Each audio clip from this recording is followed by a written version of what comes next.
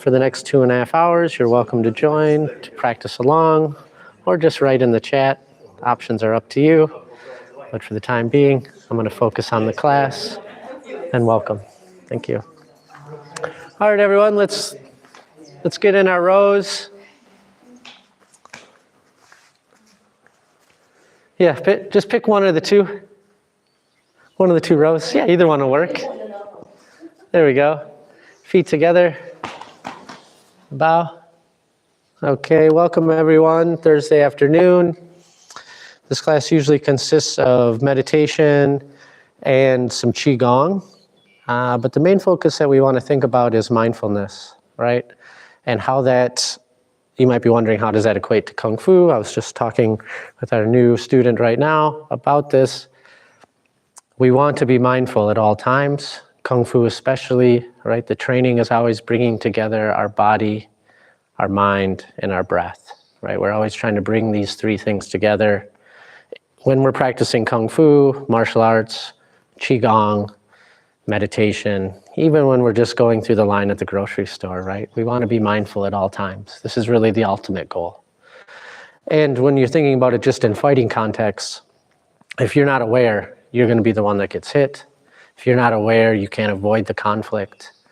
If you are aware, you can bring the energy down and avoid the fight.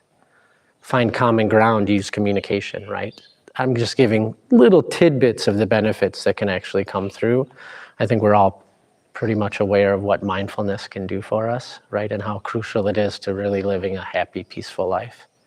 And how much when our mind takes over and kind of does this monkey mind, this is usually when we suffer, right? This is usually when we're thinking about the past that we regret. We're thinking about a potential future that maybe makes us nervous or even too excited, right? Unrealistically excited. These are all things that take us out of being in the present moment, that help us just be peaceful and calm, right? So this is part of what we're training today. I'm going to take us through a series of 4 different sitting meditations, and honestly, the first 2 are more just focusing the mind. And then the next 2 are going to be more going a little bit deeper into the meditation, giving our mind less things to focus on and more or less just trying to become the observer, which is really the higher level of meditation, right? Well, because most of us can't sit for about 2.5 hours. I know I can't, about 2 hours probably comfortably. But because of that, we're going to break it up. We're going to do some kind of standing exercises in between it. A little bit of Qigong, just moving the Qi, stretching out our legs, this sort of thing. Any questions on any of that? No, this seems pretty self-explanatory, right? So we're going to start with just doing a light Qigong warm-up. We don't want to get the Qi or the energy too high because then it'll sit in our brain and then we'll just have a hyperactive mind the whole time. So we're going to try to do this pretty slow, pretty easy. You know, just warm the body up a little bit, loosen everything up, get our energy flowing, right? So first we're going to start with our feet together, hands on our kidneys. Really, we're talking the kidney points in Chinese medicine. Down here, the lower back. We know the kidneys are actually up higher, but that puts a lot of stress on our shoulders and our back in order to do that. So we want to keep the hands nice and low. And now we're going to make circles with our shoulders, something kind of like this. And you can imagine that the top of your head is a pen or a pencil, and you're making a circle on the ceiling, right? So we're going to go forward, right, back, left, forward, right, back, left. This would be considered clockwise, right? If in front of us was 12 o'clock, behind us 6, this would be clockwise. And once you feel comfortable with this motion, feel free to move it up or go a little bit faster. You don't have to, but it is an option. If you can, Sergey, get your feet together. Yep, this helps our balance, but also you're going to get a little bit more stimulation in your ankles, which is going to help stimulate the yin and yang meridians that go down into our feet.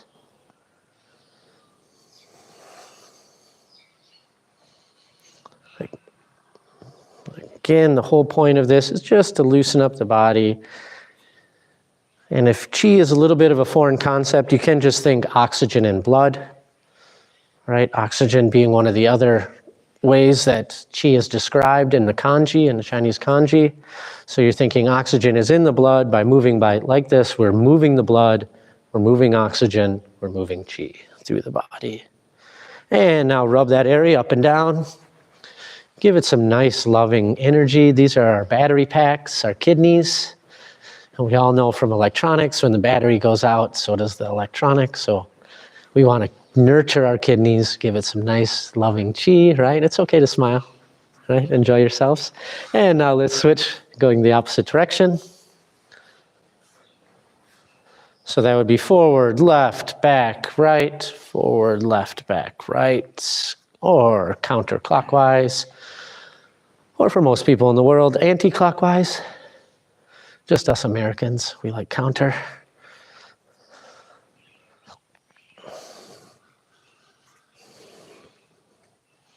With this, we can loosen up our lower back, which can get a little bit tight from meditating if we don't have the best posture.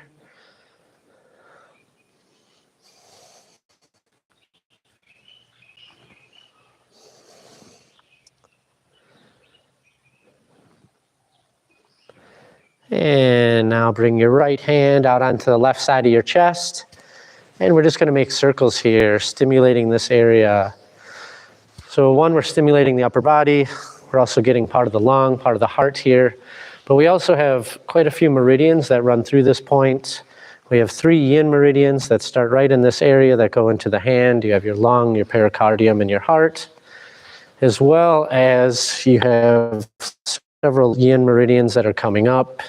Your liver, your kidney, your spleen also all come up this area and on this side. So by rubbing here, we're stimulating all these meridians, as well as giving qi to this area of the body. And switch sides, take that left hand, put it on the right side of your body, making circles. And you can really think or visualize qi emanating from your hand and filling this whole area with nice golden light or white qi. And next, let's bring our legs out a little wider than shoulder width apart. You can put your hands on your hips, or there's these little dimples in your butt. You can do it there as well. And again, we're just going to make circles, but this time we're only trying to move the lower body, keep the upper body pretty much stationary. And now you can imagine that you have a pen sticking out of your perineum.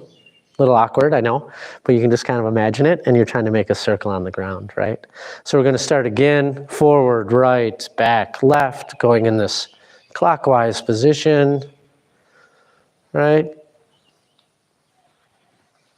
Just rotating the hips around. Might be a little tight from some of the other stretching we do here. That's all right. This will help loosen it up.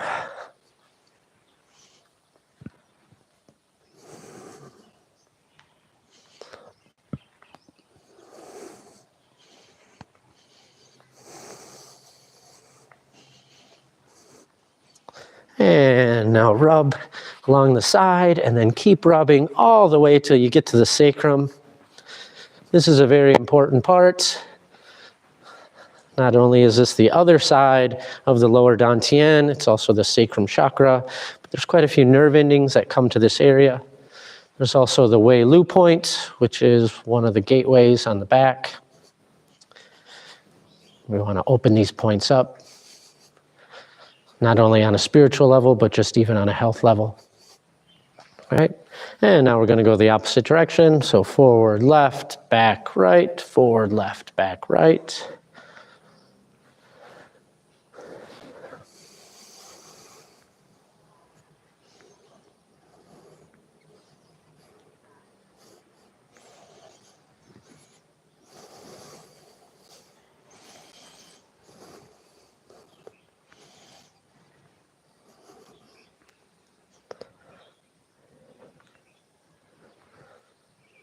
And now, since we already gave some qi to the upper body, we're going to give it to the lower part of our chest. We're going to start moving over here so I can see the clock. We're going to start with putting the right hand above the belly button, left hand on top of that, And now once again, we're going to go in this clockwise position. So you're going to go left. Imagine this is 12 and your belly button 6. So we're going left, down, right, up, left, down, right, up. And we're just giving chi to all this area. Quite a few energy centers going on in this area, as well as our intestines, both small and large. And we're getting a little bit of our liver, as well as our pancreas and our spleen. Just filling this whole area up with chi. And now let's switch, but we're going to switch the hands as well. So we're going to go left hand on top, above the belly button, right hand on top of that, and now going the opposite direction. So to the right, down, left, up, right, down, left, up.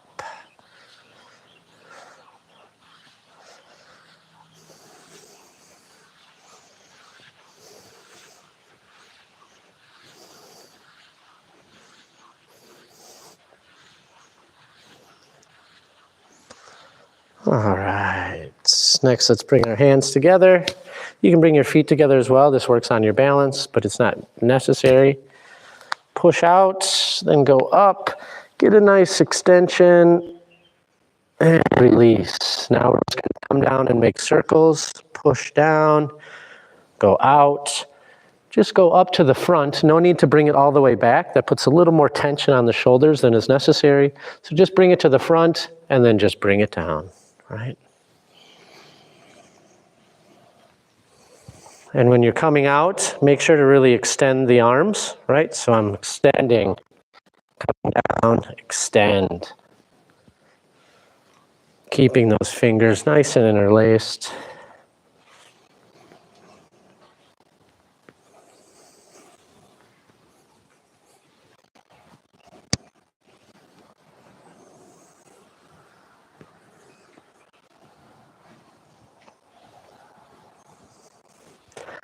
Shoulders tend to hold a lot of our tension. This is just a good way to kind of warm them up, get them relaxed. Get a little circulation happening through the hands. And now come up, get nice and high. And we're just going to do some kind of ballistic stretching to the right. Right, so we're just going down for about a count, 1,000, 2,000, coming back. Really just trying to open up this side, pushing through that left arm. Right.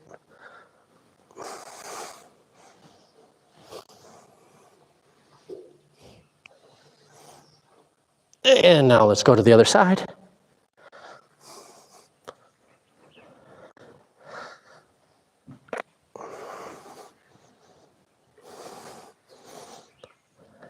Again, just trying to open up that other side there.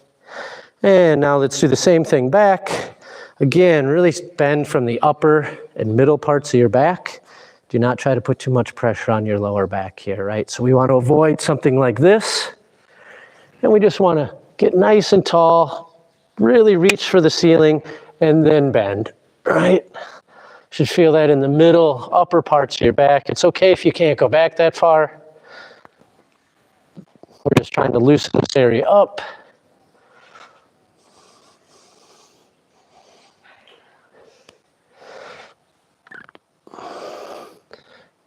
And on the last one, go ahead, take a big inhale, get nice and tall.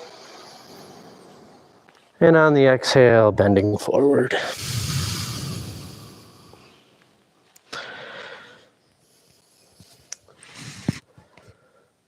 And from here, we're going to turn to our left. Keep your hands interlaced. Turn to your left. Try to keep that left leg as straight as possible. You can get a little bend in your right leg. You don't have to touch the floor, but just try to get a little stretch here.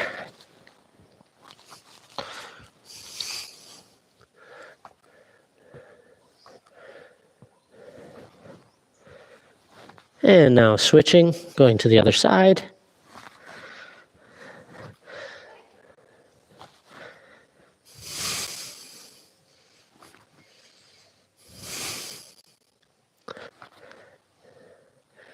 And stay bent over, but now bring your hands onto the opposite elbows, kind of like they're crossed. And now we're just going to try to bring our forearms to our ankles, right? And you can do this in a little pulsing, same kind of stretch before, ballistic, just getting that initial stretch, but not really holding it.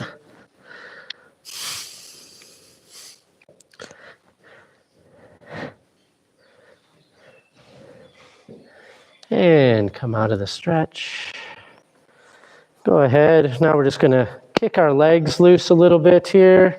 So we're going to put our hands back on those kidney points. We're going to kick across our body in a 45-degree angle. And what we're going to do, very simply, we're just trying to shake any stagnation out of the legs. So I'm not trying to give it my all and really kick, right?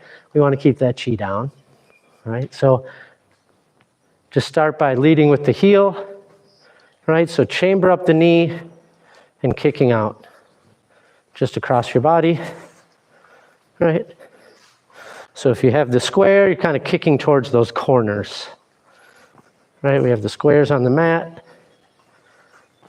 And we're just trying to shake out any stagnation in our legs. And you can go a little higher. Again, not necessary.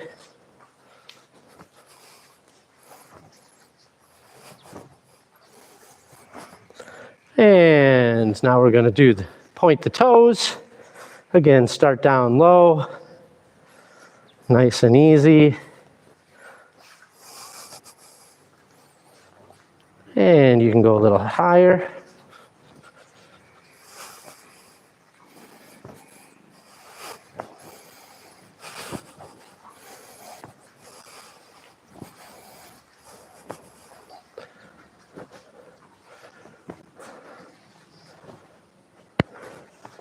And relax. Now just shake them out a little bit, right? Get them nice and relaxed. Letting all that tension just shake out the bottom of the feet, return to the earth. Yeah. And bring that left foot forward. And we're going to do circle rotations with the shoulder, starting with the thumb. Just doing our best to keep that arm nice and straight. Chest relatively facing forward. You're going to get the slight turn, but I want to avoid this. This is a completely different movement than this. You get much more range of motion with the shoulder this way.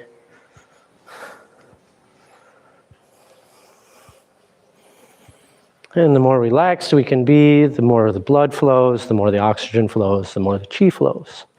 So if you're gripping, and you're like, oh, I got it. Relax a little bit, right? Just a nice, easy Thursday afternoon. Now let's go ahead and change, leading with the pinky. Just letting that arm flow freely.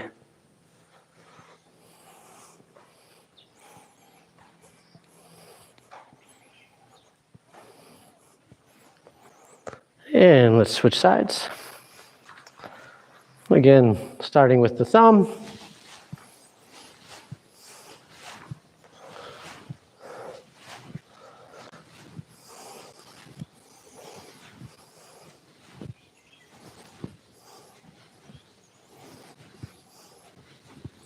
And now switching.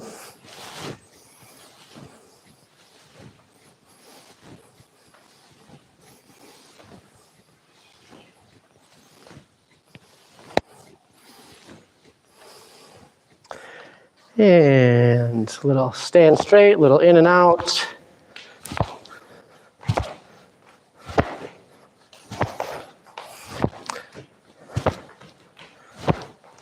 All right, and now let's do a little twist.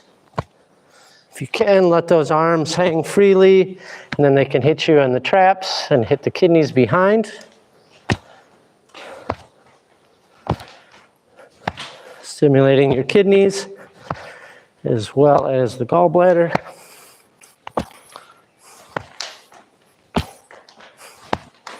All right, really getting that back nice and stretched out. Nice and relaxed.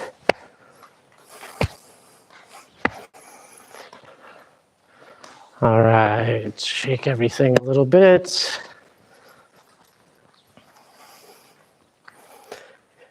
And yeah, let's go ahead and go to the ground. This one's an easy one. We're just going to be on our back. You're going to take that left ankle, put it on the right knee, really on the right thigh. How far you bring it down on the thigh will determine how intense the stretch is. If this is enough for you, you can kind of just grab that right foot and then push on the left to try to open up the hip. If you feel like you can go a little deeper, you can grab behind the thigh, putting that left hand in between, in the circle there that your leg makes, or you can go all the way to the shin. Kind of depends on how flexible you're feeling today. You want to be able to feel this, but you don't want to be in pain. And you want to be able to try to relax that hip. Relax the back of that leg.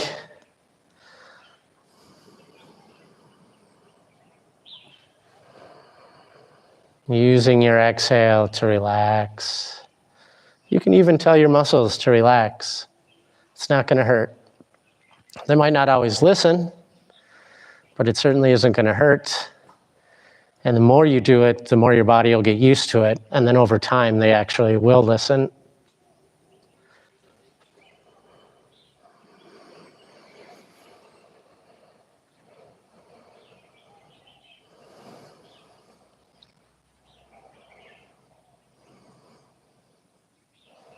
And relax, switching sides.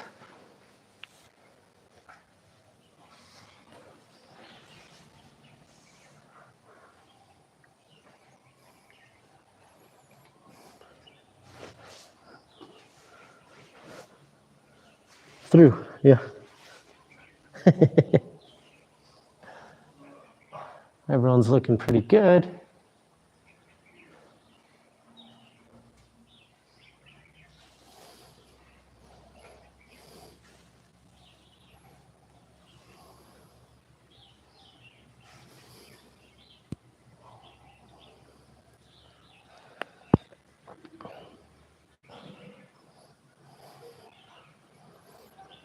And release. Okay. Uh-oh. We got you relaxed. This is good. This is good. Okay, so go ahead and grab some cushions, however many you're going to want. Feel free to grab your water and bring it to your station. We're pretty much going to be in one spot for the rest of the class. So make sure you have some space. You can even make 3 rows, right? It doesn't have to be just the 2 rows.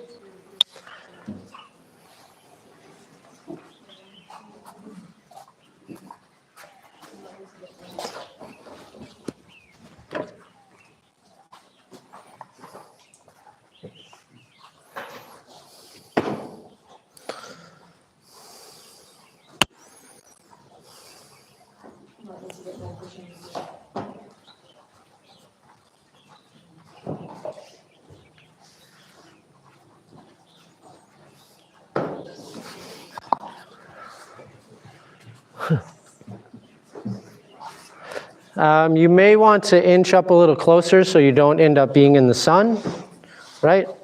I don't smell that bad today. You can get a little closer. It's all right.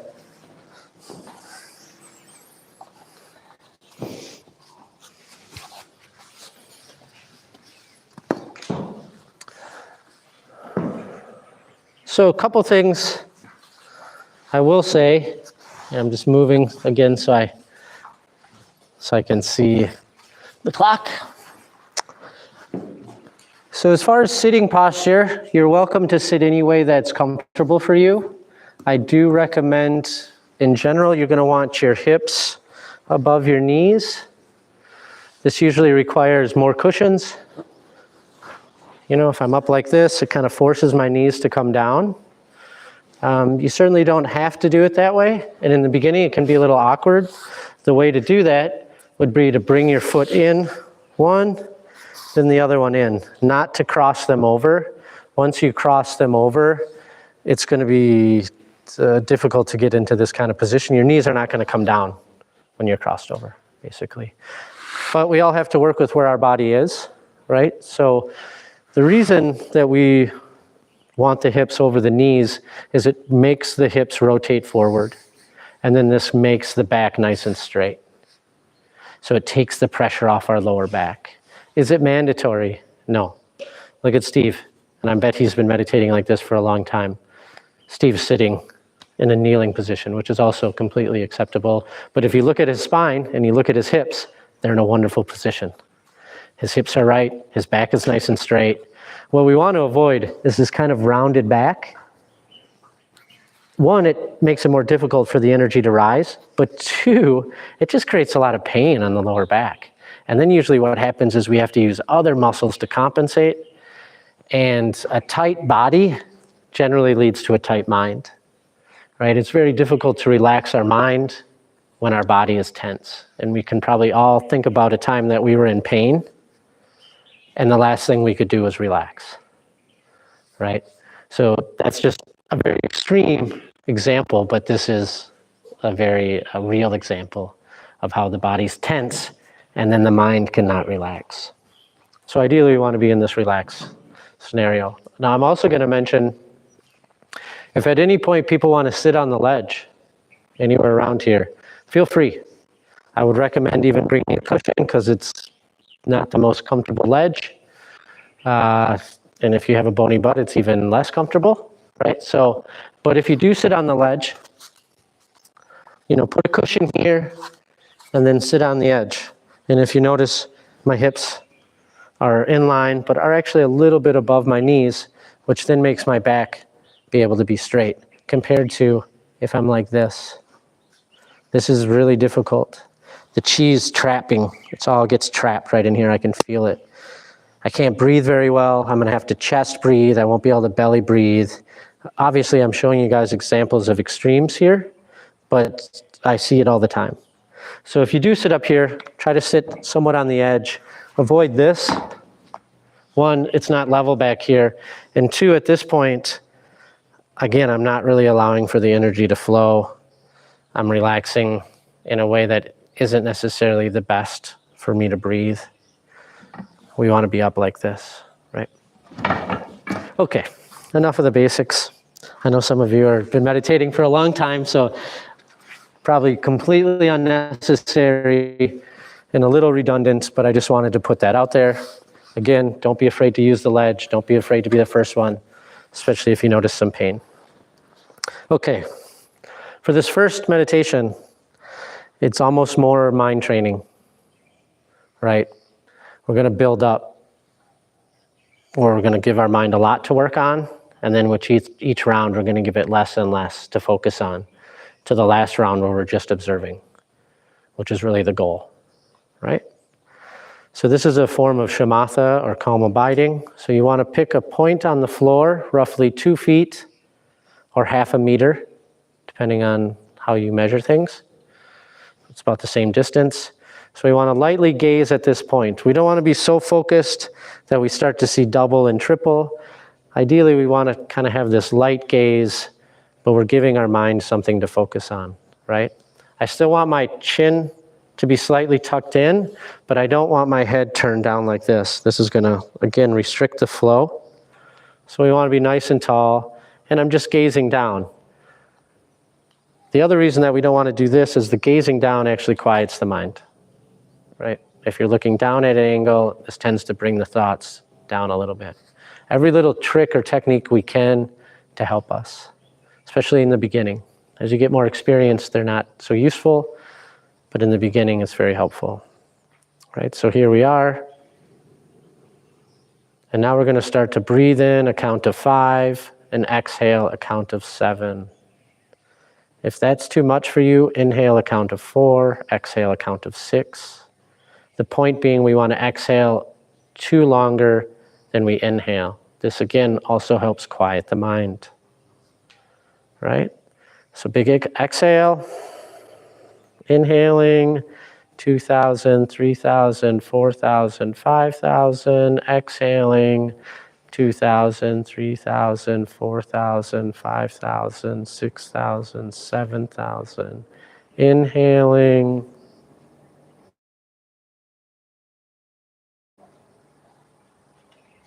exhaling,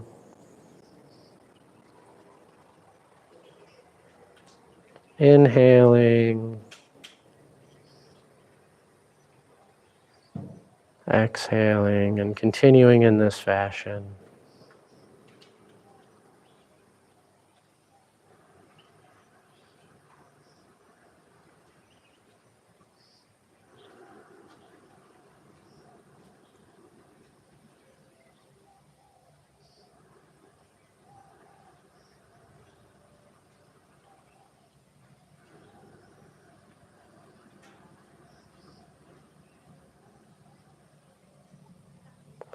Now we want the tongue on the soft palate or the roof of our mouth.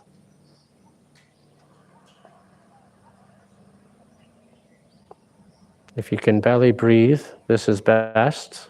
But if that's too difficult, don't worry about it.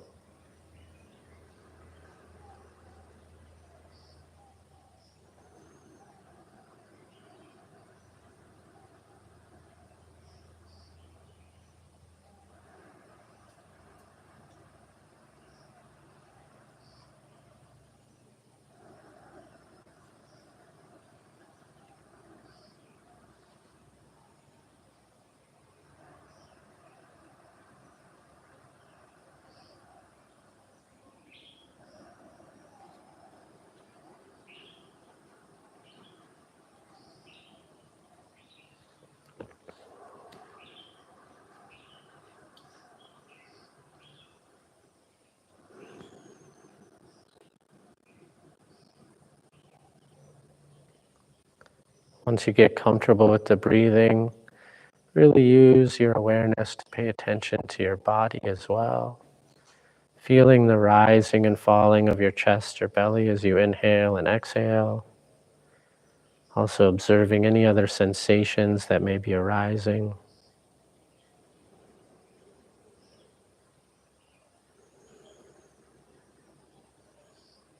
Doing your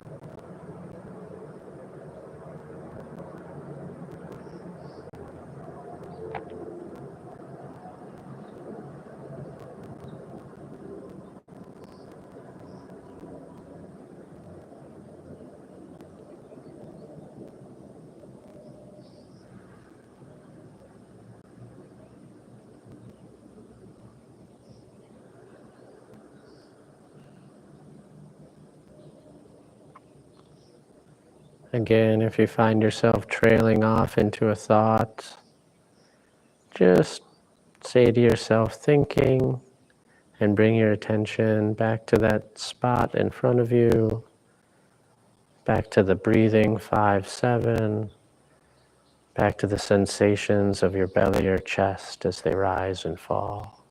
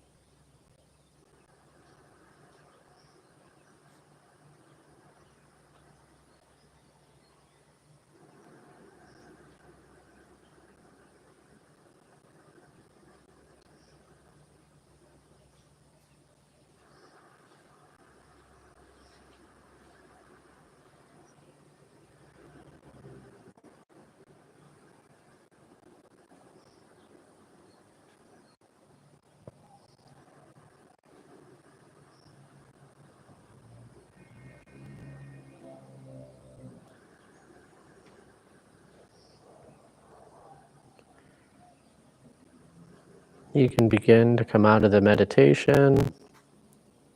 Feel free to stretch your legs out. If they fell asleep, you may have to tap them a little bit. Grab some water.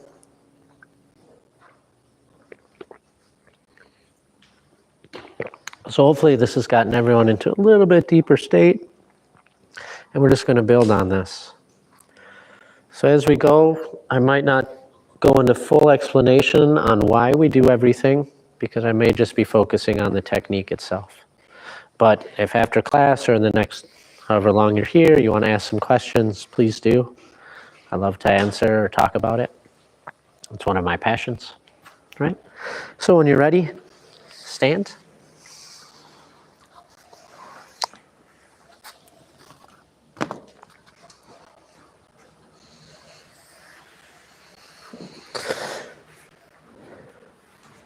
So to just give our legs, knees, hips, back a little bit of a break, right?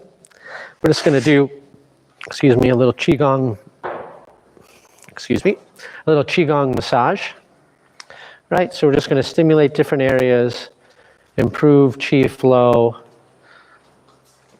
give our legs a little bit of a break, give our back a little bit of a break, right? So all these sessions that we're going to be sitting, we're only going to be sitting for about 15 minutes. Which is what that was. So if you're thinking, oh my gosh, we just started and my body already hurts, it's only 15 minutes at a time. I'm sure we can all do this. And just try to use it as a mind training as well, right? And if you can get at the higher levels, you don't see pain, you only see sensation, right? That's the higher levels. But we'll all get there today, I'm sure, right? Walk out of here enlightened, no problem. Okay, did everyone get some water? Or thereabouts? So first we're going to start by rubbing those kidneys, right? Making little circles on those kidneys. Now you can visualize dark blue, like the ocean, right? This is the color of the water element. This is the kidneys. Some would say you could even go really dark, almost black, like a midnight blue. That would be fine as well. You don't have to visualize that, but it can be helpful, right? Filling your kidneys up with this nice blue qi, this water. Now we're going to rub the Ming Meng point, which is roughly opposite the belly button. It's a little bit higher, but just slightly. When you tuck your tailbone, it generally becomes right behind. But it's right on the spine. And you can kind of measure it up. You'll be in the right area. You can make your circle a little bit bigger. But you can also use your intuition. It will generally guide you when you're moving with points like this. If you're like, oh yeah, this feels good. This feels right. Or you may even feel some heat. You might feel tingling. Some people even feel cold. Personally, I don't have much sensation when I rub the Ming Meng. But it is a good spot to rub. Next, we're going to rub the side of our body, right? Here, we're helping our lymphatic system. The spleen is one of the major points, right on here. Spleen is here, but we also have a spot on the other side of the body, right? The meridians mirror each other on both sides. Here we are, we're rubbing, helping the lymphatic system. Try to get the side if you can, Jordan. Yeah, there we go. And then now we're going to rub that crease right in the leg. This is an even bigger part of the lymphatic system. So you can really imagine or visualize, would be more accurate, qi emanating from your hands and stimulating this area. Again, that crease right in our leg. The lymphatic system is predominantly here and in the armpits. So we're just helping that along. And next we're going to bring that right hand over the left shoulder, and we want to rub side to side on the scapula. Quite a few meridian points go through the back here. Pretty much all the yang meridians in the body, we're going to go through this area. This is a good area to rub, especially for myself. I'm a little under the weather, so this is a good area to rub if you're feeling a little sick. And now let's switch sides, taking that left arm, putting it behind, and you can use your right hand to push the elbow back a little bit.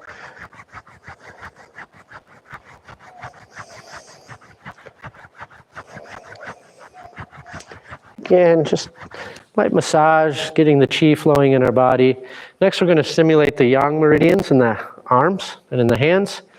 So we're going to start at the fingertips and guide. So you take your right hand, put your right hand out, left hand, guiding that qi in.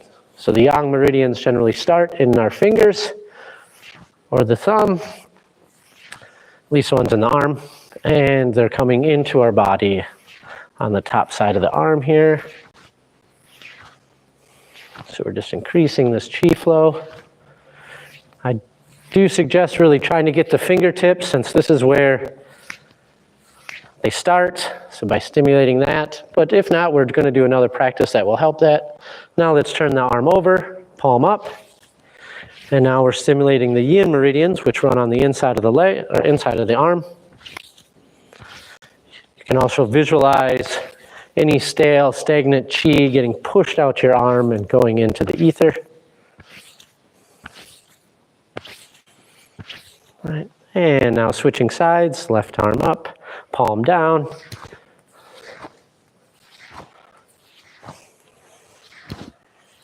All right. Stimulating qi flow or blood and oxygen flow. Right. So, Katrina, you want to bring it in? Yeah, there we go. We want to bring that in. The yang comes in and the yin goes out, right? So we turn it over, now the yin, so now we push it out. Yeah.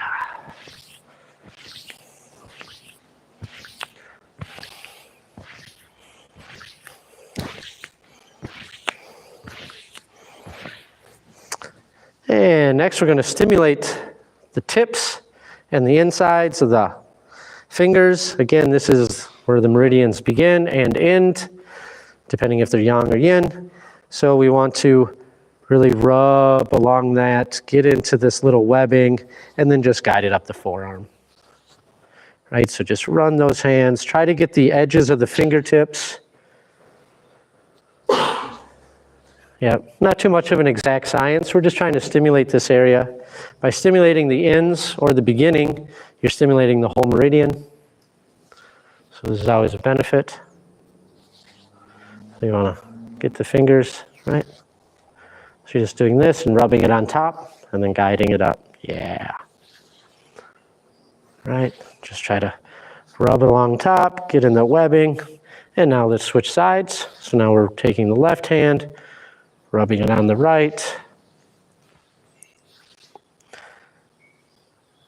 If you can, try to get the thumbs involved. It can be a little tricky because they're generally shorter than the fingers. But the lung meridian does go to the thumb, so we do like to stimulate that as well.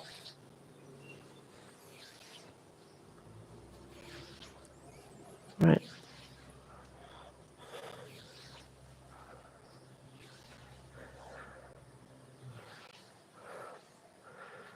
So you do want to get more of the tips like this.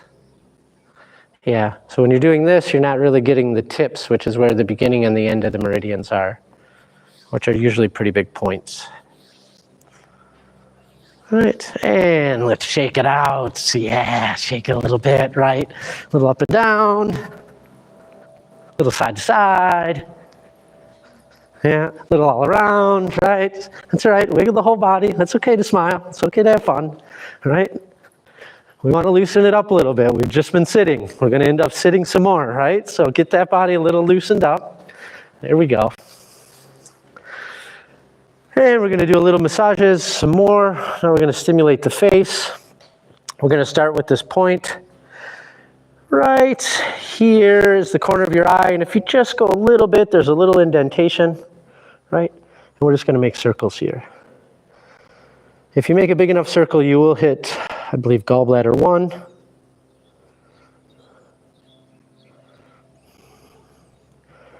But this can be a nice point to relieve pressure in the frontal lobes if you're dealing with some headaches.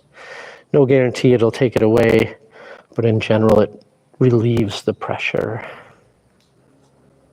And next we're going to go to bladder 1, which is right where the Sandman leaves the sand when we go to sleep. Maybe only in America, I'm not sure, but right where you get that kind of the eye boogers or the sand, and we want to stimulate that. You can use either your fingers or your thumb. And we're just making little circles.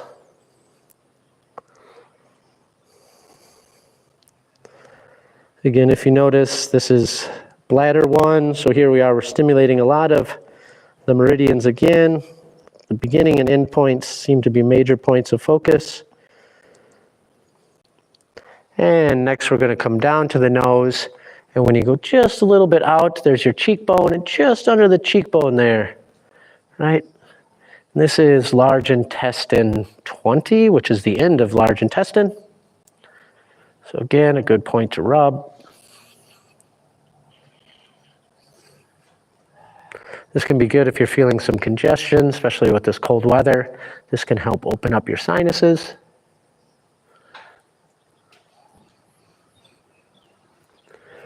And next we're going to make a peace symbol. Okay, yeah, I'm just, the reflection makes it difficult. But we're going to make a peace symbol.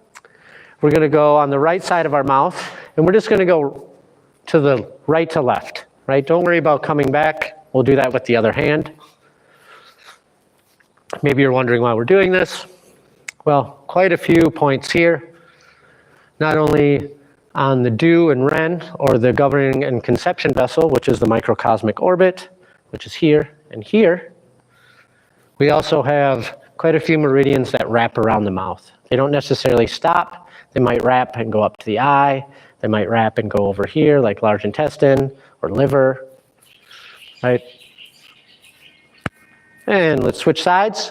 Left side, going left to right.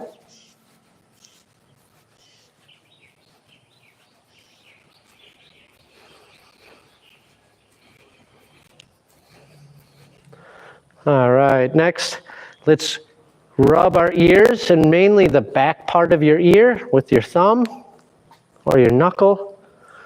So the whole body is mapped out in the ears energetically. So by stimulating our ears in this way, we are stimulating our whole body energetically.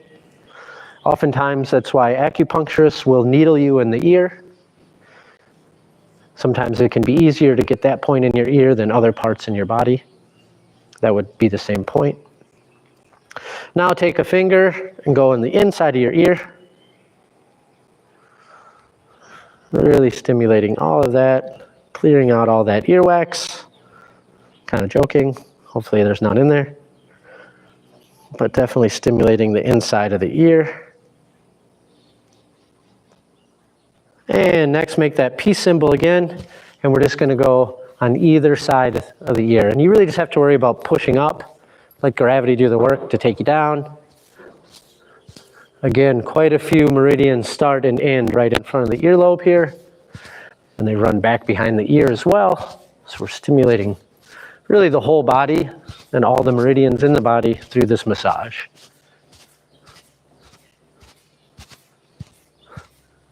Lastly, we're going to beat the heavenly drum. So we're going to have our hands on our ears, and then you're going to hit the jade pillow. The jade pillow is this little kind of lump that sticks out in the back of your skull. And it's right where the neck comes into the skull.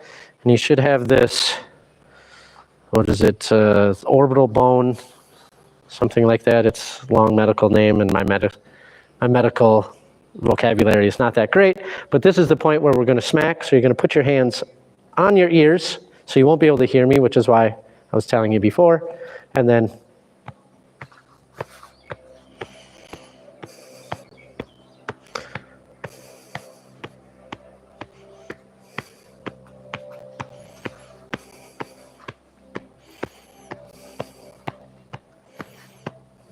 and release. Okay, we got time for one more. Perfect. This last one is really just energetics. Bring your hands about chest height or a little higher.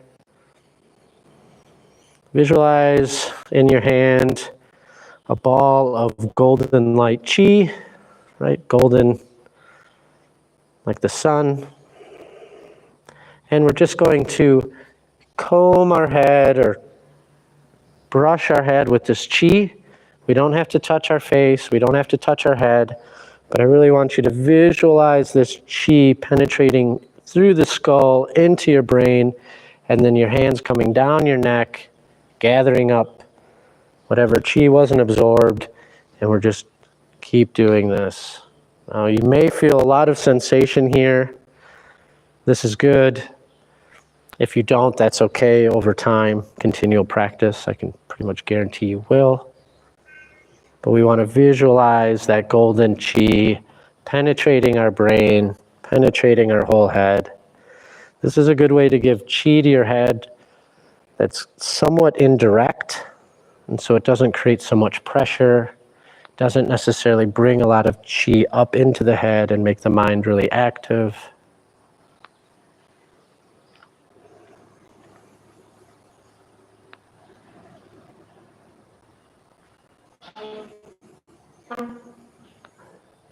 And I would say do 1 or 2 more rounds, and when you're done, just bring your hands together in this prayer formation in your chest so that I know that you're done.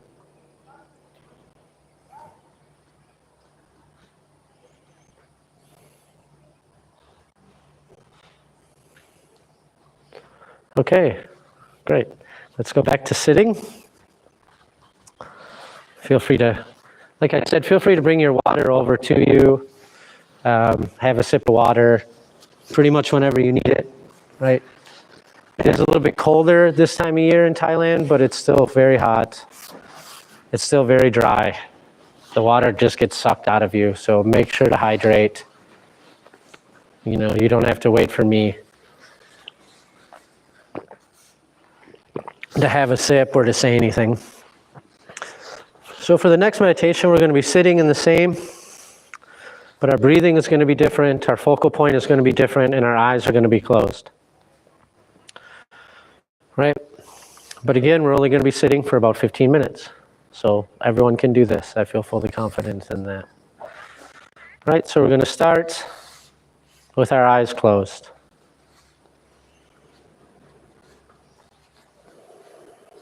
And we're going to start with a 5-5 breathing now. So you're going to inhale, count to 5.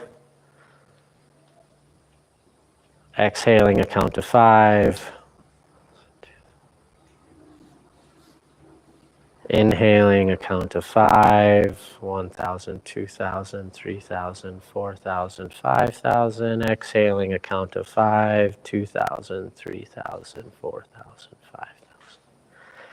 Continuing in this fashion, eyes are closed, bringing our awareness down into our lower dantian. If you don't know where the lower dantian is, it's also where the sacrum chakra is. If you're not familiar with that, it is 2 finger widths below your belly button and then in the middle of your body from there. Or if finger width isn't a good measurement for you, you can think 1 to 3 centimeters, 1 to 2 inches. So we're focusing on this point, and we're breathing in 5, 5. If you want to take longer breaths, you certainly can. Try not to take shorter breaths. The reason for the 5, 5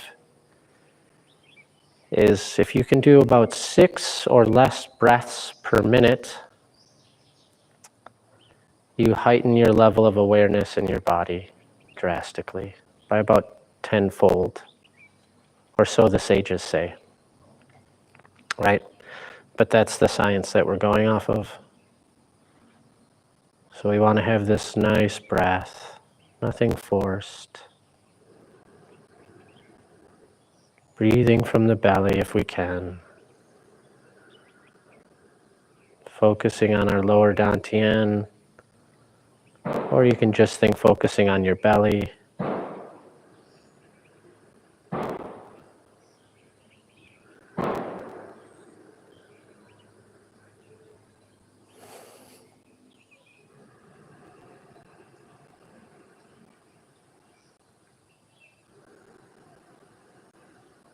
And as we get into a nice rhythm, we also want to focus on our inhale, exhale, feeling that in our belly or chest as we breathe.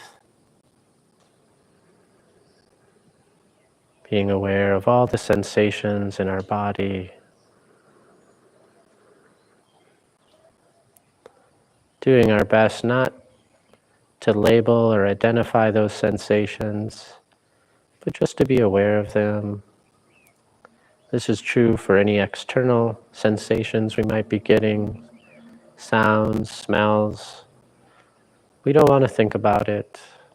We just want to observe. Let the mind focus on the lower dantian, on the 5-5 breath.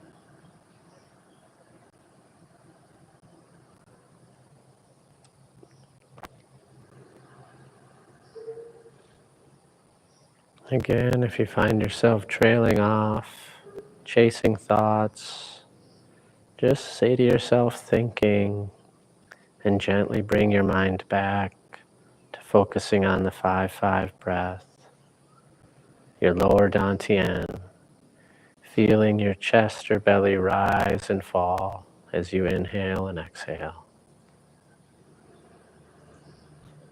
No need to judge or beat ourselves up. The mind is going to wander. This is part of the training.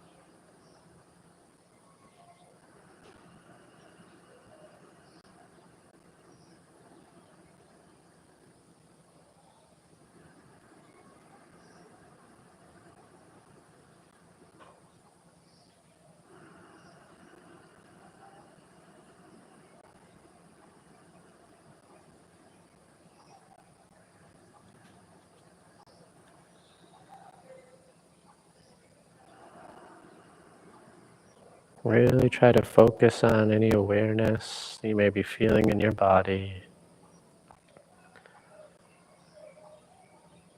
See if you can notice your heart beating.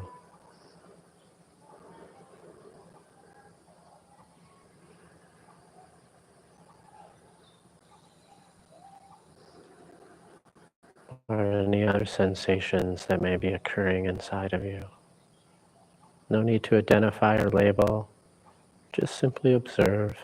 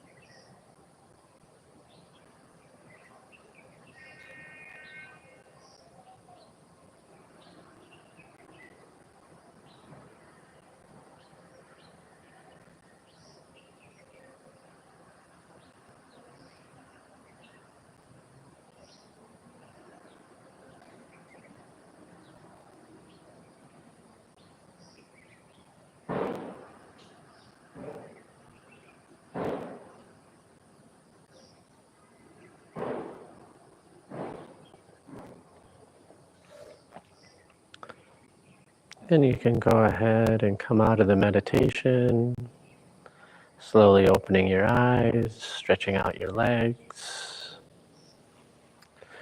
having some water.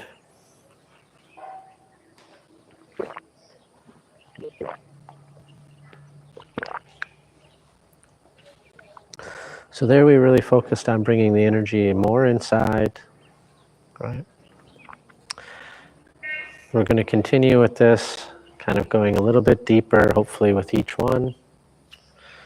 The last two are going to be without a controlled breath, much more observation, right? But I will give the mind a little bit something to work on the next one. And then in the final one, we're just going to be sitting and observing, right? So we're trying to get ourselves, really trying to get ourselves down so we're very calm. Our mind is very at ease. If you don't feel like your mind is calm and at ease, that's okay. That's why we train, right? If it was for everyone, we'd already be enlightened and we wouldn't have to train, right? But this is why we train. Okay, whenever you're ready, stand.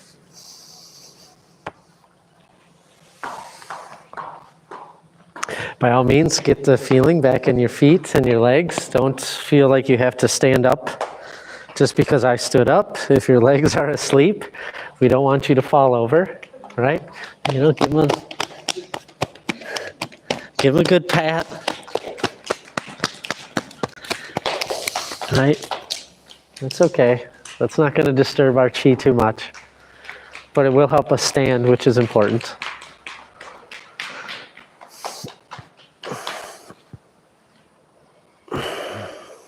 While everyone's getting ready, I'll just briefly go over the next practice. So we're going to use this kind of like a meditation, but we're going to, again, use our breath, our body, our mind, right, to be focusing on everything. Again, doing this mindfulness training. If it's getting too hot in the back, feel free to come up. You can just jump the row. Come on up here, by all means.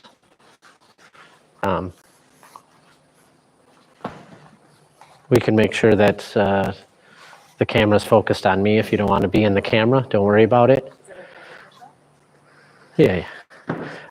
If you like the sun because you're feeling a little cold, by all means, stay in the sun. I'm not saying you have to move out of the sun. I'm only suggesting it as an option if it's getting a little hot, right? So for the next one, we're going to do something called the golden ball, which is a practice that involves the 8 actions of Qi. So usually I do a little bit more, but for today's class, I'm not going to do a whole lot of explaining why we do it or how it relates to everything we do here. We're just going to get into it to try to keep ourselves in a somewhat meditative state and not too much of the frontal lobes, too much of the brain, right? So we're going to start by just getting into what is known as a Wu Qi posture. So we want our feet roughly about shoulder width apart. They can be a little wider. You want your feet facing forward or slightly open, right? So they can be a little open. We want to avoid fully open. This is not really what we're looking for, right? But a little open, something comfortable, right? The knees are bent, but nothing too crazy where they're over the toes, right? They're just a little bent. Tailbone is tucked, but it's really just so that the coccyx or the tailbone can face down. We don't have to be as aggressive as we are in the Kung Fu, where we're really trying to get everything really tight. Here, it's just gentle. It's just gentle. What we want to avoid, we also want the tongue on the roof of the mouth, but we also want the chin tucked in. But again, it doesn't have to be like in the Kung Fu. Sometimes we're like this with the Kung Fu because we want to guard our neck. Here, we want to avoid this, right? I'm standing, but my butt's out, my neck's out. This is what we want to avoid. Qi isn't going to flow that great here. Qi is going to flow a lot better here. Now I'm the central pole. The Qi can go up and down. The energy can go up and down. And honestly, it just feels better on my lower back to do that, right? It also creates some length in the neck. This is good. This is not great posture, crimps the neck. Right, so here we are. nice and relaxed. And we're just going to start inhaling. And as you inhale, rock forward. As you exhale, rock back. Feet don't have to come off the ground. You just subtly shifting the weight, right? So it may even look at times that I'm not even moving. This is okay. What we're really focusing on is the feet. Do I feel my weight shift to the front on the inhale? And on the exhale, the weight shifts to the back, to my heel. But I don't need to be losing balance, right? I don't want to be shifting so much that I might fall over, right? It's just very subtle. Shifting the weight.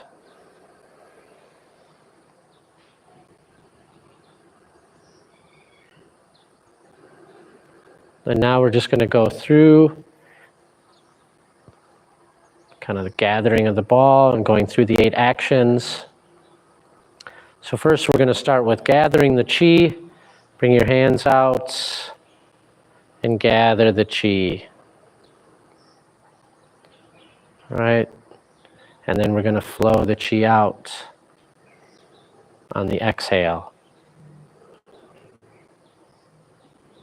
On your next inhale, rocking forward, expand the chi. On the exhale, contract the chi as you rock back. On the inhale, the chi comes in. On the exhale, the chi goes down as we rock back. On the inhale, the chi rises up. On the exhale, the chi disperses. So we just release that, right? So that's the sequence there. Any questions on that sequence? Right? Okay. So now we're just going to get into it, but I'm not going to have us do the dispersing till the very end. So we're going to do several rounds. So as we bring that chi up, instead of dispersing, we're just going to flow out. So we're just going to gather the first time and disperse the last time. And we're going to go through the sequence of the other 6, right? Make sense? Right, exhale, rocking back. Inhale, rocking forward, gathering that chi at about our heart center.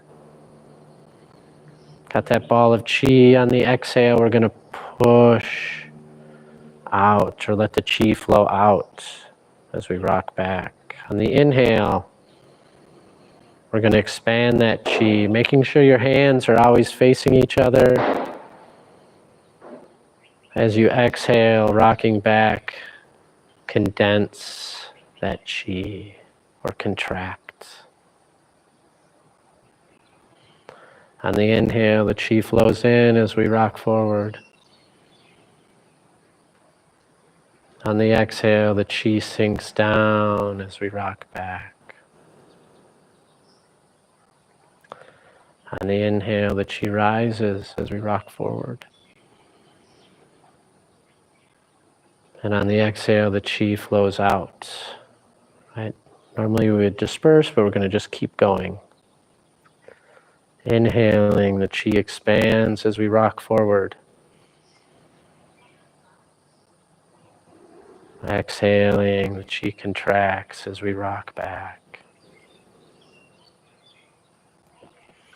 Inhaling, chi flows in. Exhaling, chi flows down.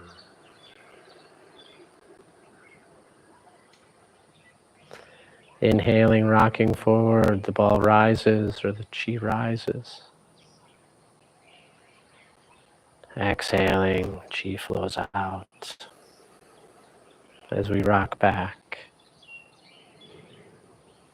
Inhaling, chi expands as we rock forward. Exhaling, chi contracts as we rock back. Inhaling, chi flows in as we rock forward. Exhaling, chi flows down as we rock back. Inhaling, Qi rises up as we rock forward. Exhaling, rocking back, the Qi flows out. Inhaling, the Qi expands.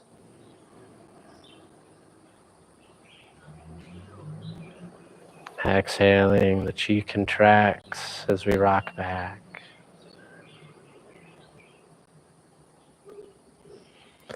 Inhaling, the Qi flows in as we rock forward.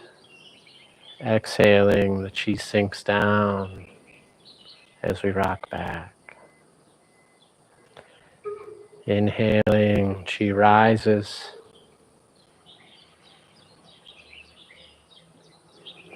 Exhaling, Qi flows out.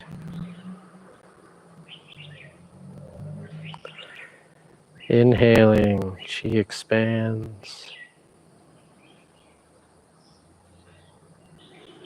Exhaling, Qi contracts as we rock back. Inhaling, Qi flows in. Exhaling, Qi flows down. Inhaling, rocking forward. Qi rises. Exhaling, pushing out.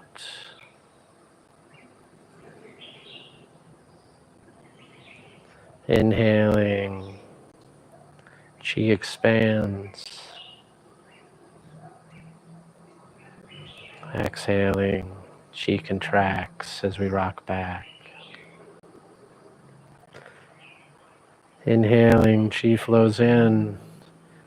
At this time you might start to feel quite a bit of sensation. Exhaling, Qi flows down in your hands and in your feet.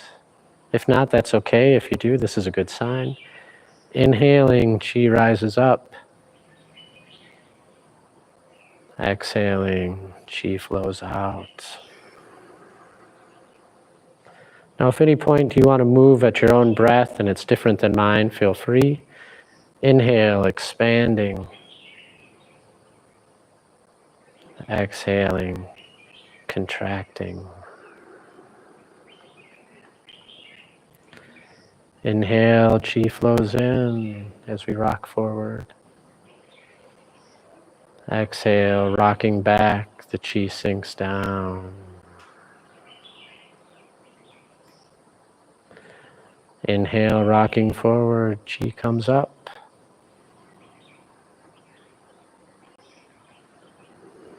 Exhaling, rocking back, Qi flows out. Inhaling, expands. Exhale, contracts. See if you can get into a nice meditative flow. Inhaling, Qi flows in, rocking forward. Exhaling, rocking back, Qi sinks. Inhaling, rocking forward, Qi rises. Exhale, rocking back, Qi flows out. Inhaling, Qi expands as we rock forward. Exhaling, Qi contracts as we rock back. Inhaling, Qi flows in. Exhaling, Qi flows down.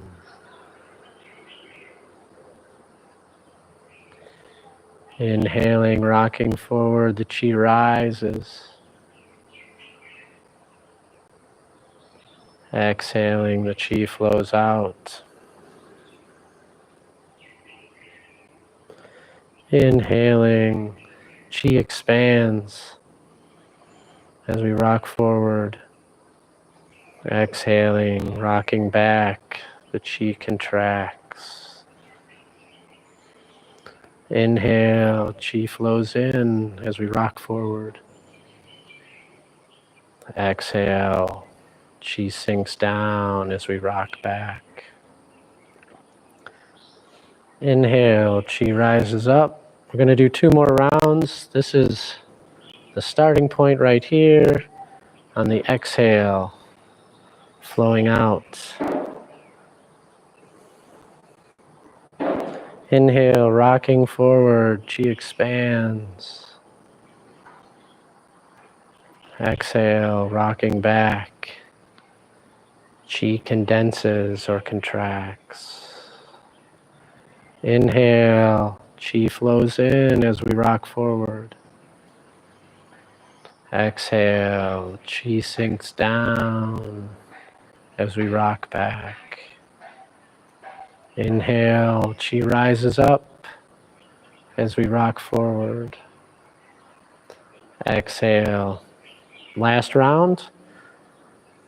Exhale, chi flows out as we rock back. Inhale, expanding, rocking forward. Exhale, contracting, rocking back. Inhale, chi flows in. Exhale, chi flows down.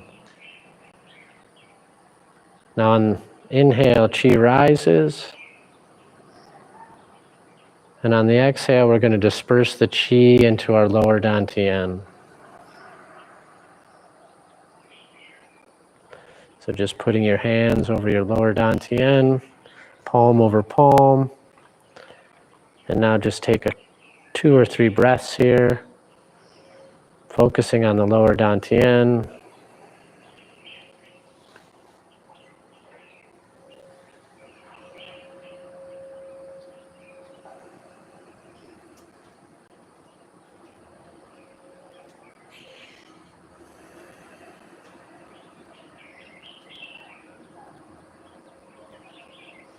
And release, coming out of the practice, walking around a little bit, just to make sure.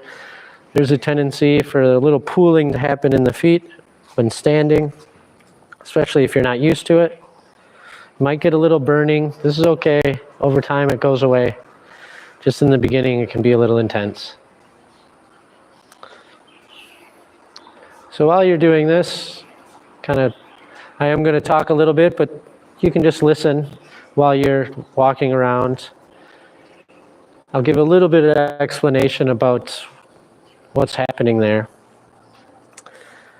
in relationship to what we do here. Everything we do here involves chi or energy.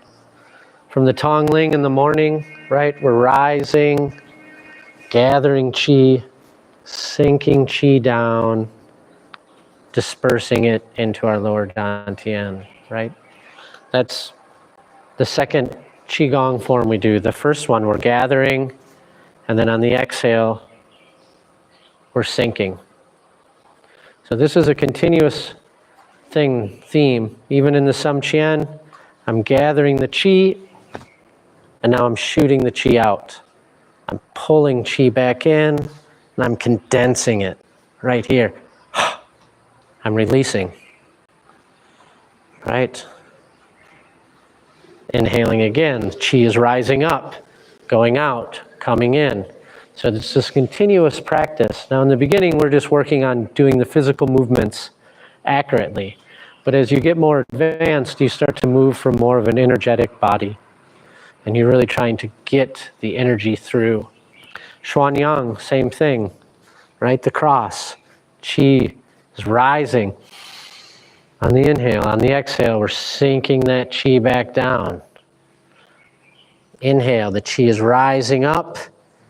Chi is flowing out right here, right? It's also sinking. So it's oftentimes doing multiple things at once. But we're dynamic beings, we can do it. Yeah, right? So it's sinking and flowing out. Again, I'm coming back. Rising. This one's pretty easy, right? You can see it sinking. I'm sinking everything. I'm not just sinking my arms, my legs, everything. My intention is coming down. Inhaling. I'm gathering up chi again, and now it's again flowing out. So there's this continuous thing in everything we're doing. We're moving the chi in these 8 ways, right? Just to give a little context and to fill in the space a little bit while people got a little movement back on their legs. All right. Shall we sit down again?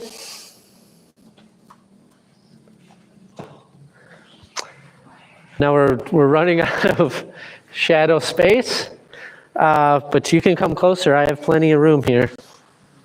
And again, if anyone wants to sit on the ledge, don't be shy. Don't be embarrassed. If you're realizing that it's better for you to sit on a ledge, or your other option is sitting in excruciating pain with your lower back or whatever, go with the ledge, right? But if not, that's okay. You're okay there. Can you hear me? Okay. I don't think you're out of the sun. What? Yeah. You want to be in the sun? Well, not really. Yeah, because I can see your shadow in the shadow, or in the sun, so, yeah. I guess it was kind of like out of sight, out of mind, but yeah, you can come on up here. We'll try not to breathe too heavy. So for this practice, we're going to go back to the eyes open. Right? So we're going to pick that point in front of us. Again, 2 feet or half a meter. Nothing too far that we have to strain, and nothing too close that I have to do this with my neck. So I want to be able to keep my neck pretty much up and down, but I want to look down. So for me, my point is about right here. Right?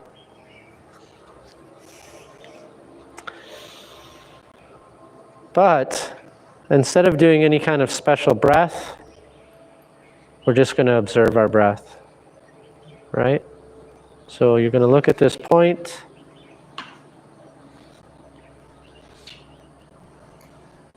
And now you're going to bring your awareness to your chest or belly. As you breathe, being aware of it rising and falling. And we're also going to bring our awareness again back to the lower dantian. Or your belly. If that's easier, you can just think your belly. It's the same thing essentially. So the tendency here is to want to control our breathing. So you want to try to relax and simply observe.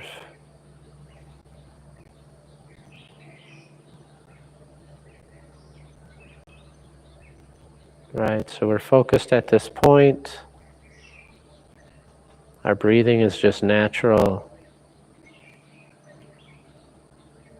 And we're doing our best to observe that breath as it comes in our body and goes out our body. The easiest way to do this is to observe the belly or the chest as you inhale and exhale, right?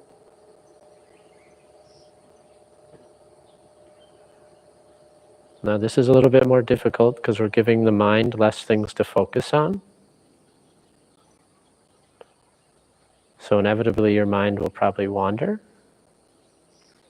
And when it does,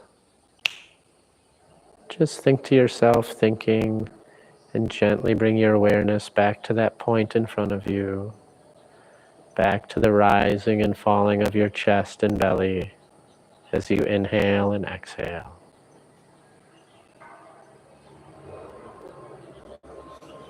Observing those sensations, both internal and external.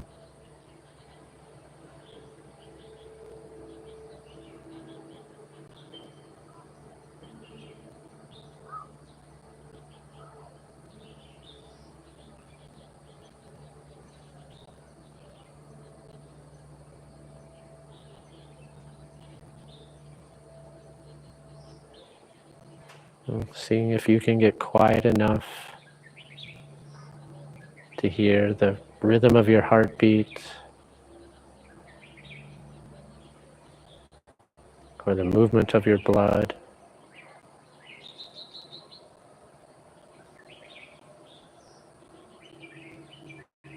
Or really feeling that breath coming into your body and leaving.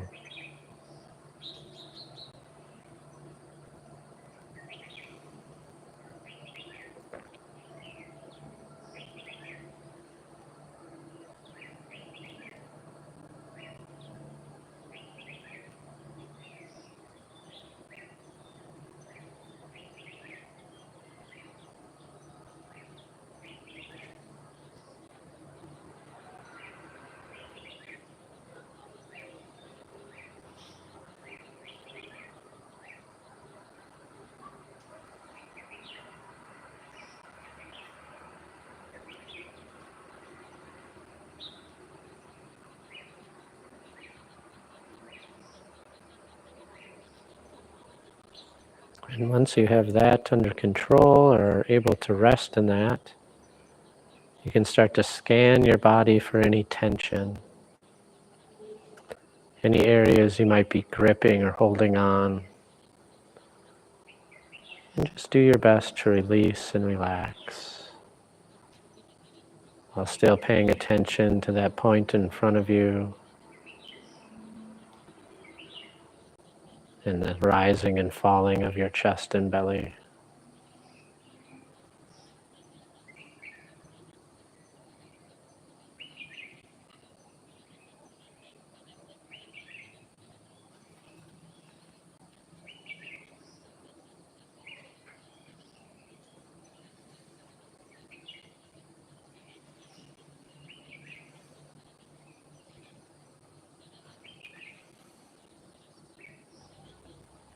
Again, we want that tongue on the roof of our mouth, the soft palate.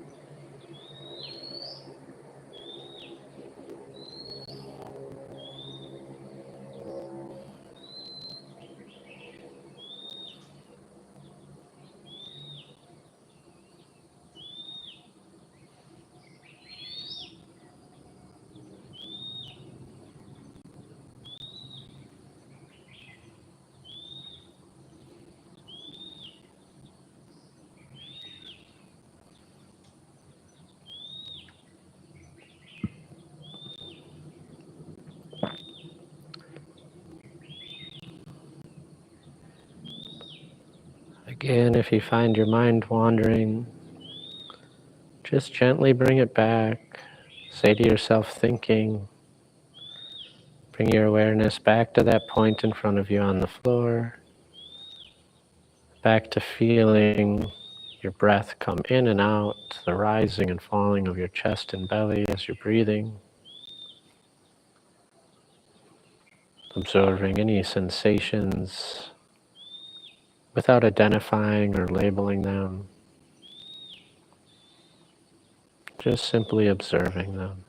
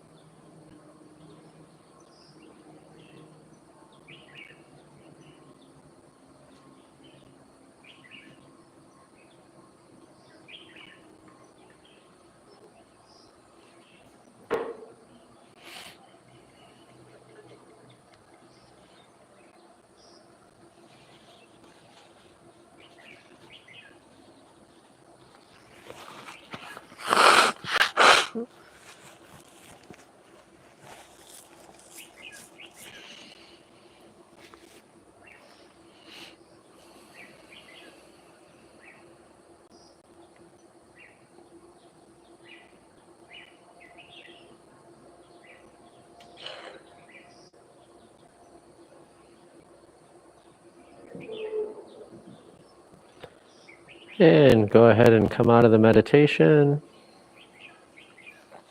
Stretch out your legs. All right, get that circulation back.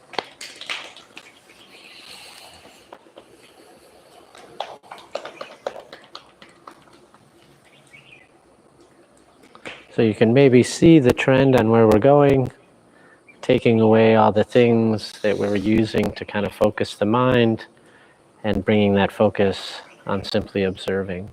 Right? This is,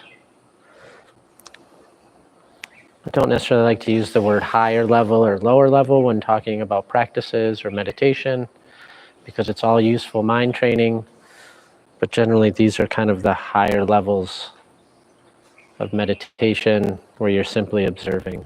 Right? This is your Vipassana, your Vishvas meditation, and there's a million other names, but they're usually always describing somewhat of the same thing.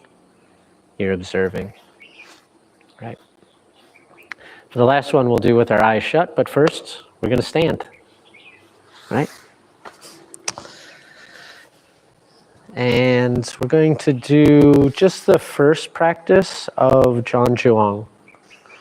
Zhang Zhuang is known as standing tree. Some of you have practiced it perhaps here or other places. There's a couple different ways to do it, but for this one, we're just going to be standing in Wu Qi posture, right? So once again, we want to get our feet shoulder width apart. They can be a little wider. You could go narrower, but in general, I've always been taught shoulder width or a little bit wider, because we really want to have a nice support, right? Nothing too crazy wide. I don't need anything like this. Now my stance has changed. Here I'm still just in a natural standing spot, right? My feet can be slightly open. Knees are bent. Tailbone is tucked. Back is nice and straight. Let's do this little thing where we bring our shoulders back and down, which kind of brings the chest up. Relax those shoulders, let them really sink down, and then relax the chest. Right? Not enough to bring the shoulders forward, but definitely relaxing that chest, right? I'm no longer here, I'm now here. So I'm allowing my breathing to be very natural and easy. My hands should be at my side. If you're doing this correctly, they're going to be relaxed. If your hands are out like this, you're not relaxed. If your hands are down at your sides, you're going to be much more relaxed. Now, if you do have some muscle, there might be a tendency for them to stick out a little bit, but then see if you can relax those muscles. Right? We want the tongue on the roof of our mouth, and we want the chin slightly tucked in. Right? Stay in this position, and we're going to visualize a cord, a rope, a wire, whatever you prefer to use. I'm just setting the timer here. We want to imagine this coming down. Scratch imagine, we're going to visualize, because in Qigong, visualization creates actualization. So I like to stay away from imagination because people think that's made up. I imagined it. Instead, we want to think visualized. Right? If I visualize something, I've now manifested it and created it. Right? Physics, modern day physics supports this. Right? The observer affects the reality they're observing. Same. Right? So we want to think in these terms. So we're visualizing a cord coming down from the ceiling, or more accurately, down from the heavens, down from the sky, connecting with our crown, holding us up, and going all the way down into our body, into our lower dantian. And that's the anchor. So here we are, we're almost like a puppet hanging from the puppet strings, right? So everything can be nice and relaxed.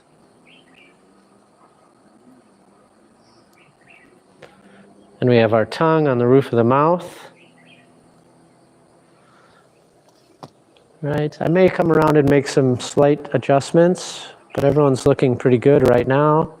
Our eyes can either be open or closed. If they're open, I recommend looking forward and down. Again, this will help quiet the mind, right? We want the mind to be nice and quiet. If we're looking up and out, we can easily get distracted by nature or what's around us. And it's also just more stimulating in the brain. So having the eyes down quiets the mind. And then we want to go through kind of our checklist. Are we being held up by the crown? This will help pull the neck and the ears away from the shoulders. Also keeping the neck nice and long.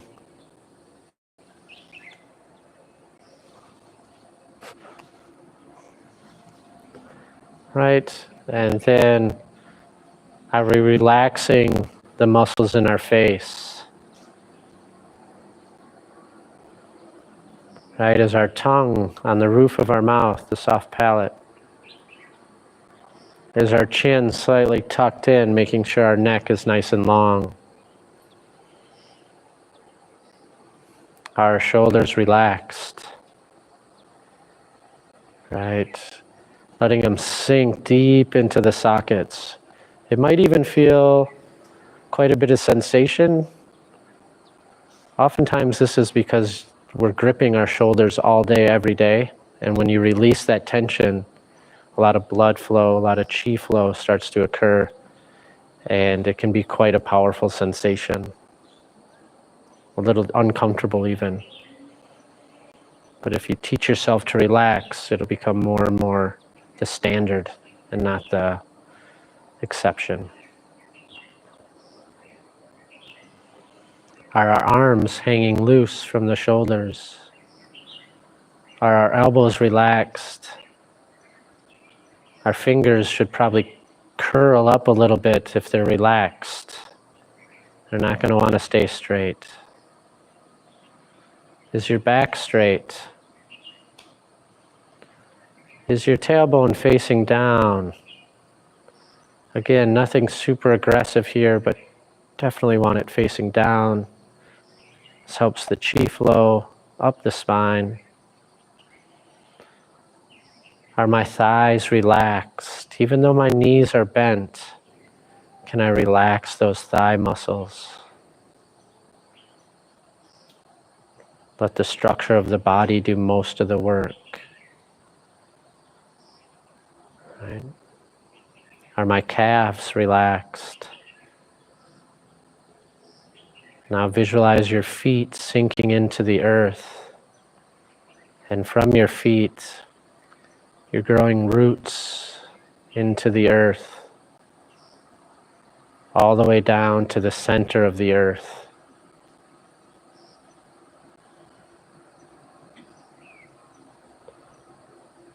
Right, now you're connected. Now you're pulling in yin and yang qi. Qi from the earth and qi from the sky. We are the balancing point between these two. Right, so eyes open or closed. If your eyes are open, I recommend looking down. And we just want to relax into this posture. Again, feeling your belly or your chest rise and fall as you inhale, observing that breath, while also constantly scanning your body for any tension, relaxing that tension. Can pretty much guarantee everyone's shoulders are tense. So see if you can relax your shoulders a little bit more. You can even tell them to relax. It might help.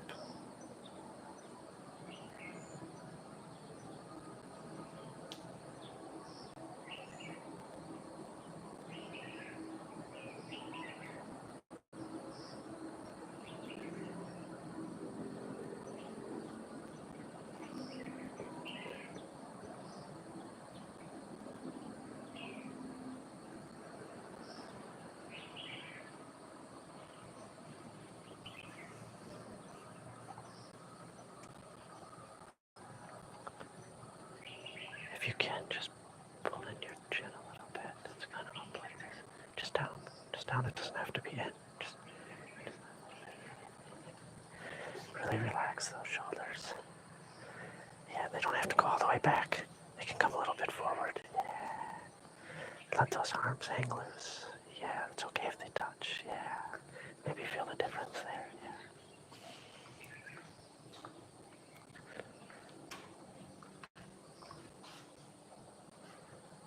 So if you can, you're kind of leaning back. Yes, you know the drill, yeah. Now I know you have big muscles, so it's a little difficult, yeah. But if you can relax them, yeah.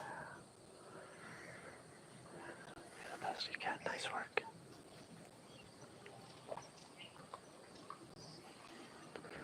Everyone's looking pretty good. Good posture.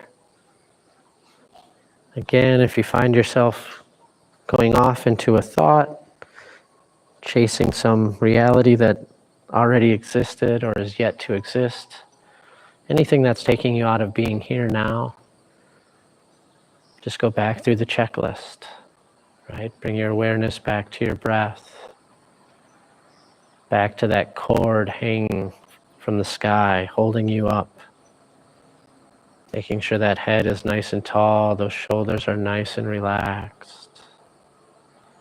Scanning the face, making sure the face is relaxed. Tongue is on the roof of the mouth. Chin slightly tucked in. Nothing too aggressive.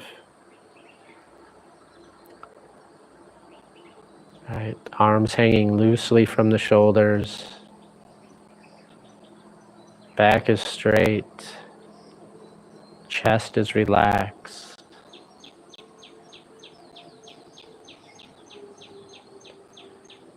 Coccyx or tailbone is facing down. Our legs are slightly bent, but relaxed.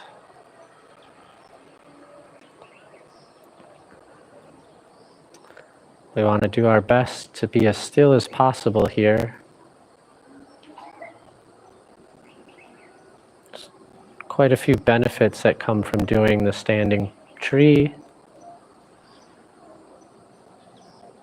Some of them are, it can reset our nervous system. So oftentimes there can be communications happening within our body that aren't needed, or that are run by our monkey mind, or an overactive nervous system. And by using our will to stand here and be in stillness, we're starting to rewrite those impulses. You might feel the need to itch something, or to scratch an itch would be more accurate. Or that you have something on your leg, or you want to move your hand here. But that's the chi in our body. And this is a miscommunication within our body, and we want to take over that communication. We want to be able to guide the chi and not the chi guide us. At least in this case. As well as by standing still, we're allowing our body to naturally heal itself. Especially if you can do it for 20 minutes. You can start to heal old injuries. There's even been some research on different ailments and diseases that have benefited from this practice.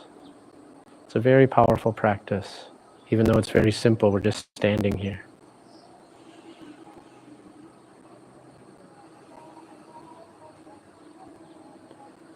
But it allows the body to free up any trapped, stagnant, blocked chi.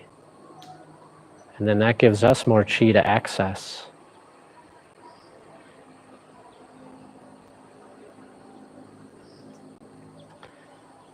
So this is a good Qigong practice, a meditation practice.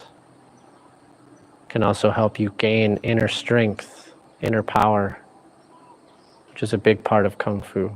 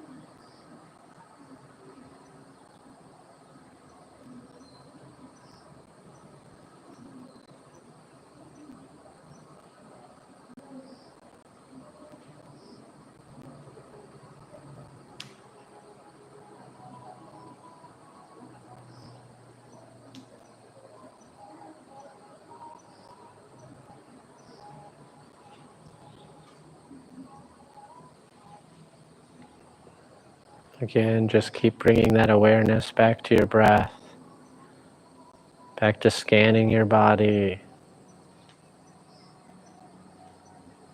relaxing any tension, fixing your posture if it slightly gets out of alignment, going through that checklist.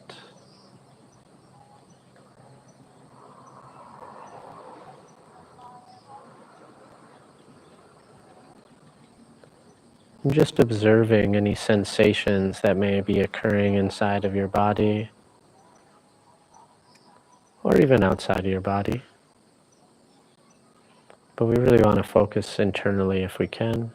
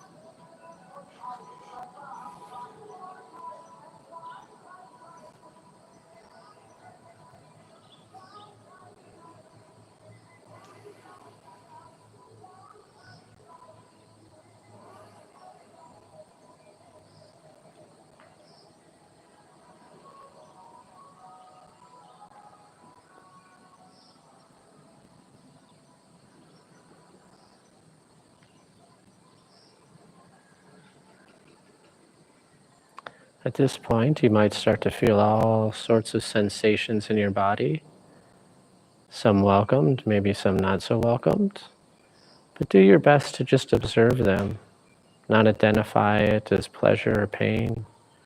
Just simply observe the sensation without labeling what it is or what it means. These are just sensations.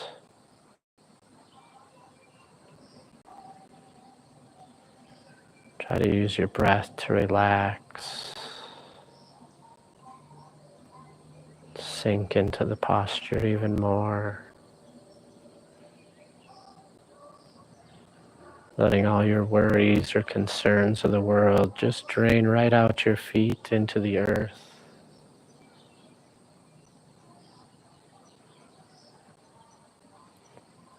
The earth nurtures us and holds us up.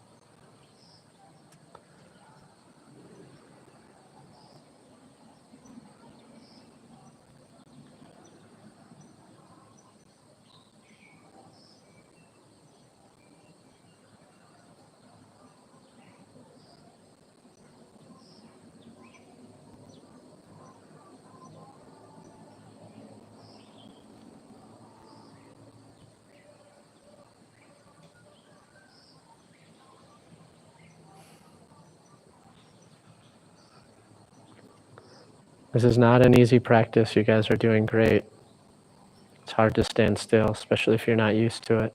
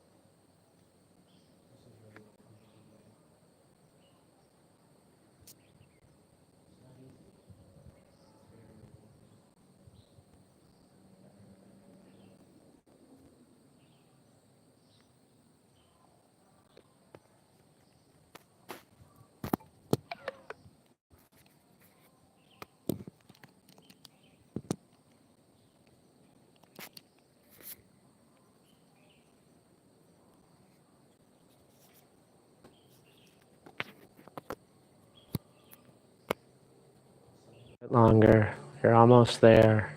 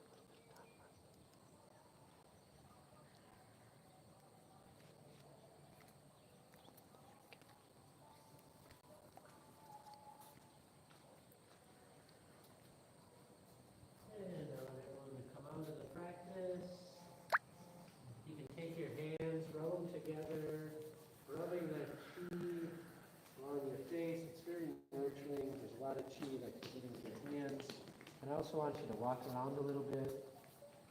It tends to be cooling, just like before, there tends to be cooling in the feet. It can feel a little burny, but over time it goes away.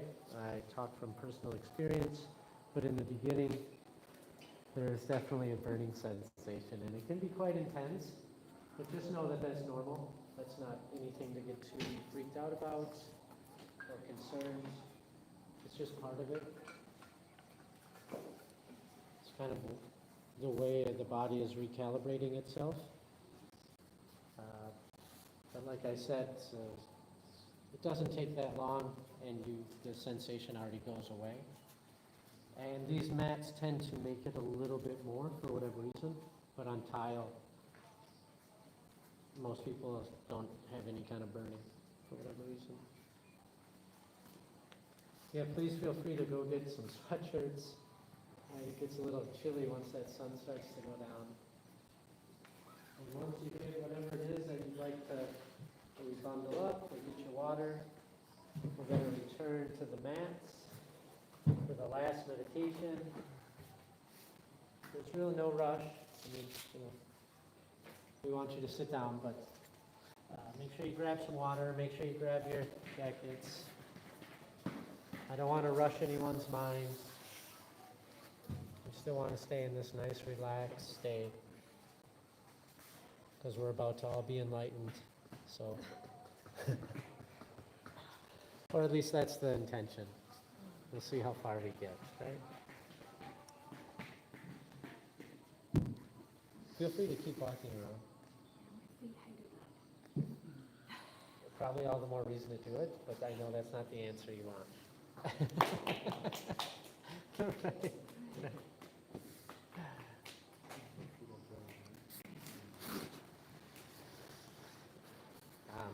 It does get better. It does, I promise you. And it doesn't take years. It just takes, honestly, consistent practice of a month or two. And each time the burning goes down and down and down. And to a point, like I don't get any burning when I practice now. No, it hasn't. Consistently, it hasn't been for 2 years. I've been doing this practice for 20 years, but not consistently. But when I had stopped for a couple of years, and when I came back here, I started doing it again, and my feet burned terribly. It was very, very uncomfortable. Is it the chi then that's connected to that, or is it just because you're standing still? From my understanding, it's a type of acid buildup in the blood, and then it pools down there, and so it causes burning. But over time, it seems to dissipate. That's how it's been described to me. I haven't, from 2 different people, that I haven't done enough research to really support. They don't really say exactly, but they do say that's a very common sensation. So my teacher didn't really address it either. She just said, keep doing it, it'll go away. Which this is not uncommon in Chinese philosophy and in like Kung Fu or Qigong. You know, the teacher's like, well, it came from this lineage and it worked for them. It works for me, it'll work for you. Just do it, right? And then after you've been doing it for a long time, then the answers start to reveal themselves, and then you kind of have this deeper meaning. But in the beginning, oftentimes it's like, just do it. But most of us are from the Western world. We like to have answers, right? Okay, with that being said, yeah, we just have a little bit of time left. So now we're going to do arguably the most difficult meditation. We're just going to sit here. Right. So, you're going to sit in a nice, comfortable position with your back straight. We're going to close our eyes. Now, upon closing your eyes, one of my teachers would say about 80% of your energy goes right up into kind of your third eye or your mind's eye. So this is right behind your forehead, right behind your eyes kind of area. So we're going to loosely keep our attention here, and we're simply just going to observe, not just the breath, everything. This is why it's the most difficult, because we're not giving our mind anything except for to be right here, right now, which the mind can't actually exist in the current moment. The mind exists in the past and it exists in the future. We, our eternal self, exists in the moment. And the mind is just a mechanism that we use in order to interpret this reality, but it's not really existing. Right. So here we are, eyes closed, awareness of our upper dantian, or third eye, or mind's eye. If you're starting to get pressure there, you're concentrating a little too hard. Right? We just want awareness there. We want awareness in our body. And we're just going to observe. If all you're getting is nothingness and blackness, then that's what you're observing. If you're seeing a bunch of thoughts, just observe them, don't chase them. Like clouds in the sky, we simply observe as they come and go. But we're not labeling them. I'm not trying to decide what that looks like or judge those thoughts. No, they're just observe them and let them fade away, coming in as quickly or leaving as quickly as they came in. Right? Having our awareness in our body, feeling those different sensations without labeling or identifying.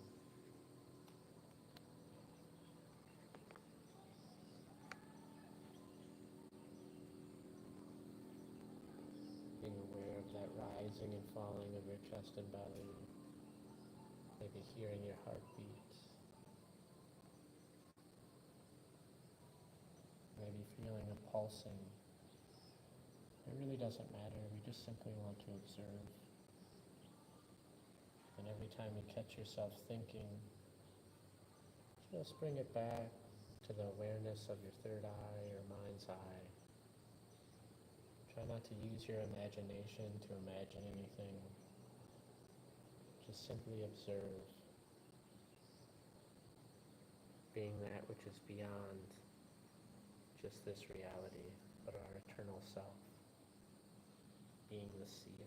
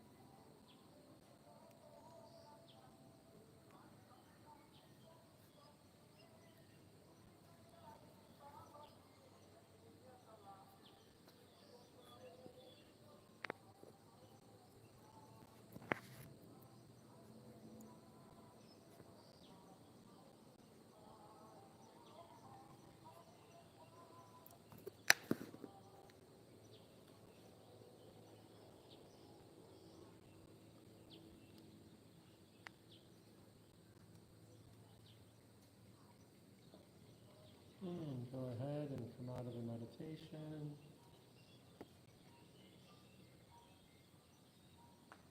Opening your eyes, stretching out your legs. Maybe just move them a little bit, that's okay. Yeah, do what you need to do. Get the circulation.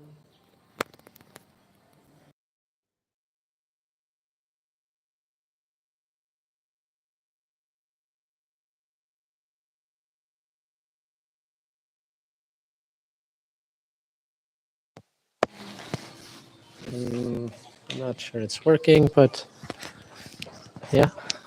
So that is the end of the meditation class. Thank you for those of you online who stayed and watched or observed, or even better, practiced along.